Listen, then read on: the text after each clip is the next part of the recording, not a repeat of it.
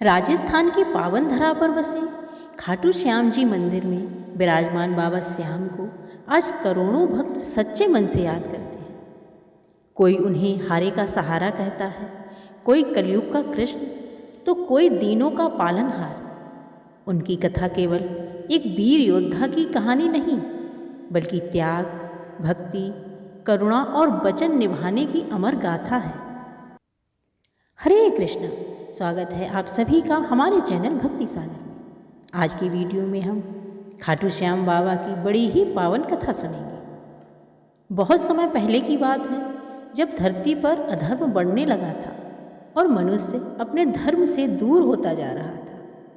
तब देवताओं ने भगवान श्री कृष्ण से प्रार्थना की कि वे पृथ्वी का भार कम करें। उसी समय महाभारत का काल प्रारंभ होने वाला था। कौरव और पांडवों के बीच युद्ध निश्चित हो चुका था। हर ओर भय, चिंता और विनाश की आहट सुनाई देने लगी थी। लेकिन इसी काल में एक ऐसे वीर का जन्म हुआ जिसकी शक्ति देवताओं को भी आश्चर्य में डाल देती थी।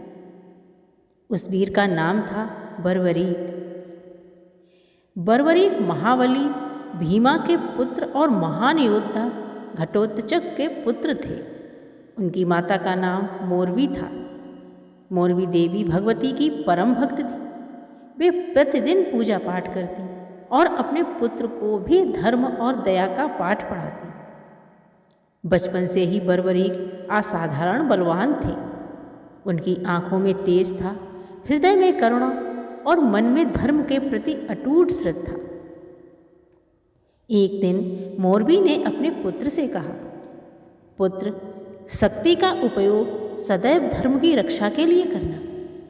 सच्चा वीर वही होता है जो निर्बलों का सहारा बने। इन शब्दों ने बर्बरीक के हृदय में गहरी जगह बना ली। युवा होने पर बर्बरीक ने महान शक्तियां प्राप्त करने का संकल्प लिया। वे घोर वन में चले गए और मां भगवती की कठोर तपस्या करने लगे। दिन बीतते गए, वर्ष बीत गए। उनकी तपस्या इतनी कठोर थी कि देवता भी विचलित हो उठे। अंततः मां भगवती प्रकट हुई। मां ने कहा, वत्स, मैं तुम्हारी भक्ति से प्रसन्न हूँ, वर मांगो।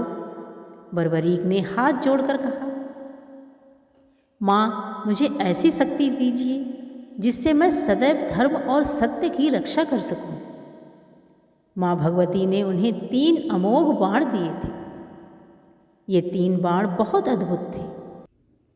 पहला बाण जिस लक्ष्य को चिन्हित करता, दूसरा बाण जिसे बचाना हो उसे चिन्हित करता, और तीसरा बाण पहले बाण द्वारा चिन्हित सभी वस्तुओं का विनाश कर वापस तर्कस में लौट आता।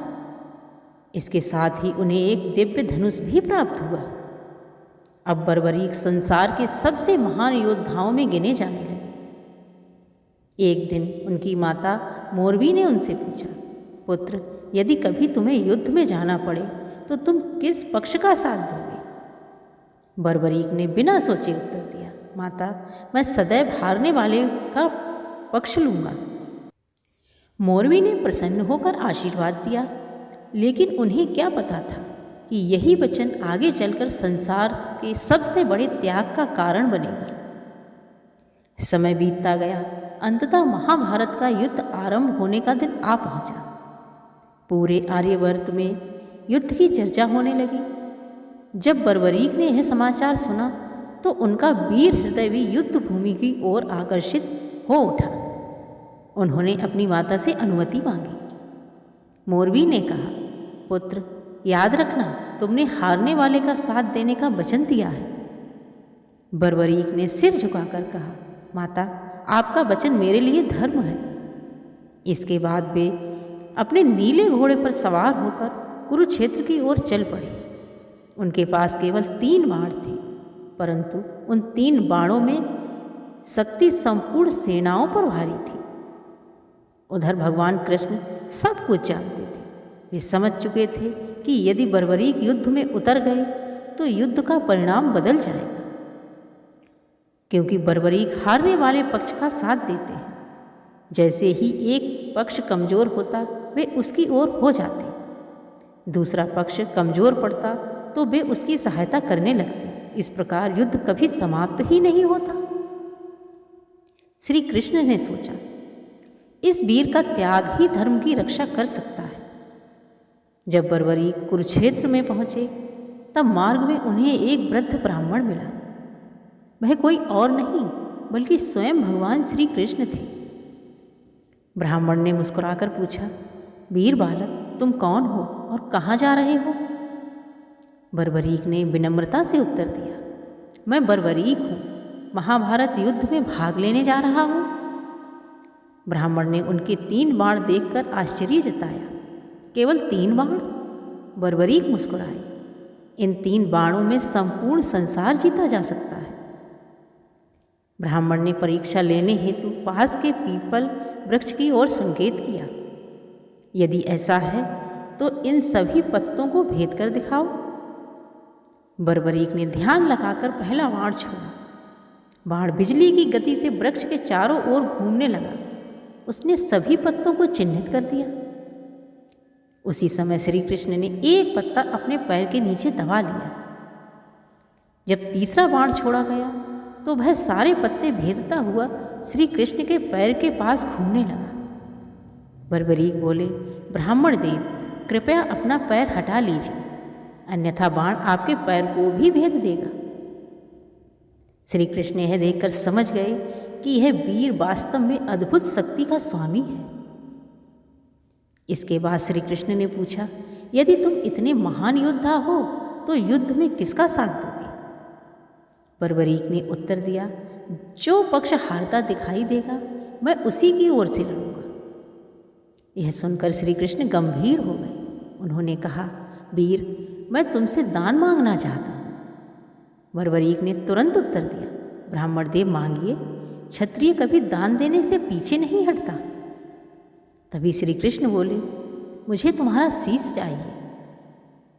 क्षण भर के लिए वातावरण शांत हो गया। हवा भी जैसे रुक गई, लेकिन बर्बरीक के चेहरे पर भय नहीं था।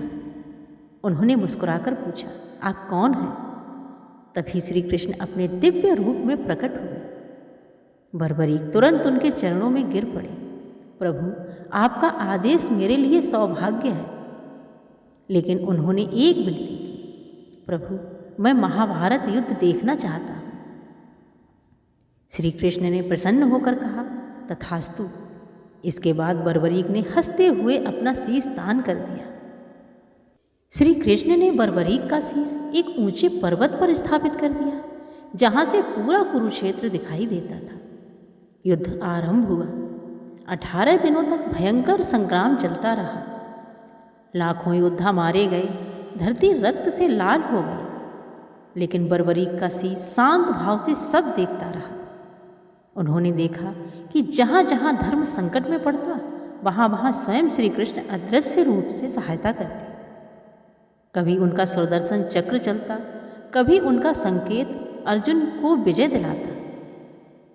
युद्ध समाप्त होने के बाद पांडवों में विवाद होने लगा कि विजय का सबसे बड़ा श्रेय किसे जाता है। तभी श्री कृष्ण बोले, इस प्रश्न का उत्तर बर्बरीक देंगे। उन्होंने संपूर्ण युद्ध देखा है। सब लोग उस पर्वत पर पहुंचे। बर्बरीक ने कहा, मैंने युद्ध में केवल श्री कृष्ण को ही कार्य करते देखा। सभी योद्धा तो मात्र निमित्त थे। यह सुनकर सभी का अभिमान समाप्त हो गया। बर्बरीक के त्याग और भक्ति से प्रसन्न होकर श्री कृष्ण ने वरदान दिया, कलयुग में तुम मेरे श्याम नाम से पूजे जाओगे। जो भी सच्चे मन से तुम्हें पुकारेगा उसकी हर मनोकामना पूर्ण होगी। समय बीतता गया। कहा जाता है कि बर्बरीक का शीश राजस्थान के खाटू ग्राम में धरती के भीतर स्थापित हो गया। कई वर्षों बाद वहाँ एक गाय प्रतिदिन उस स्थान पर स्वयं दूध चढ़ाने आती। जब लोगों ने उस स्थान की खुदाई की तब दिव्य शीश प्राप्त हुआ। राजा को स्वप्न में आदेश मिला कि उस शीश को मंदिर में स्थापित किया जाए। इसी प्रकार खाटू श्याम जी मंदिर की स्थापना हुई। आज लाखों भक्त बाबा श्याम के दरबार में आते हैं। कोई दुख लेकर आता है, कोई आशा लेकर, कोई टूटे हुए मन के साथ। लेकिन जो भी सच्चे मन से बाबा को पुकारता है वह खाली हाथ नहीं लौटता। कहा जाता है हारे का सहारा बाबा श्याम हमारा। दिल्ली के एक छोटे से गांव में गोपाल नाम का एक युवक रहता था। उसका परिवार बहुत गरीब था। पिता बीमार रहते और घर में अक्सर भूखे सोने की नौबत आ जाती। गोपाल रोज़ मंदिर जाकर बाबा श्याम से प्रार्थना करता, बाबा मुझे इतना सामर्थ्य दे दो कि मैं अपने माता पिता की सेवा कर सकूं। एक दिन गांव में एक साधु आए। उन्होंने गोपाल से कहा, बेटा कभी निराश मत होना, बाबा श्याम अपने भक्त की पुकार अवश्य सुनते हैं। कुछ समय बाद गोपाल को शहर में काम मिल गया। धीरे धीरे उसकी मेहनत रंग लाई। घर की गरीबी दूर होने लगी। लेकिन गोपाल ने कभी श्याम बाबा को नहीं बुलाया। हर वर्ष वह खाटू श्याम जाकर बाबा के दर्शन करता और कहता, जो कुछ मिला है आपकी कृपा से मिला है। हर वर्ष फाल्गुन मास में खाटू श्याम मंदिर में एक विशाल मेले का आयोजन होता है। देश विदेश से लाखों श्रद्धालु पैदल यात्रा कर बाबा के दर्शन करने आते हैं। पूरा खाटू गांव भक्ति में डूब जाता है। चारों ओर एक ही जयकारा गूंजता है, श्याम तेरी बंसी पुकारे राधा नाम, हारे का सहारा बाबा श्याम हमारा। बाबा श्याम की कथा से हमें यह सीख मिलती है कि शक्ति का उपयोग सदैव धर्म के लिए होना चाहिए। अहंकार का अंत निश्चित है। सच्ची भक्ति कभी व्यर्थ नहीं जाती। त्याग ही सबसे बड़ा धर्म है। भगवान सदैव अपने भक्तों के साथ रहते हैं। जब जब जीवन में निराशा घेर ले, जब कोई मार्ग ना दिखाई दे, तब एक बार सच्चे मन से बाबा श्याम को पुकार कर देखिए। कहा जाता है बाबा अपने भक्त की पुकार सुनने में कभी देर नहीं करते। उनकी कृपा से सूना जीवन भी खुशियों से भर जाता है। टूटी हुई आशाएं फिर से जाग उठती हैं और मन में विश्वास का दीप जल उठता है। यह थी हमारे श्याम बाबा की बड़ी ही पावन और पवित्र कथा। उम्मीद है आप लोगों को अच्छी लगी होगी। कथा आप लोगों को अच्छी लगी तो हमारे चैनल को लाइक करें, शेयर करें और सब्सक्राइब करें, ताकि ऐसी ही और पवित्र कथाएं हम आप लोगों के लिए लेके आते रहें।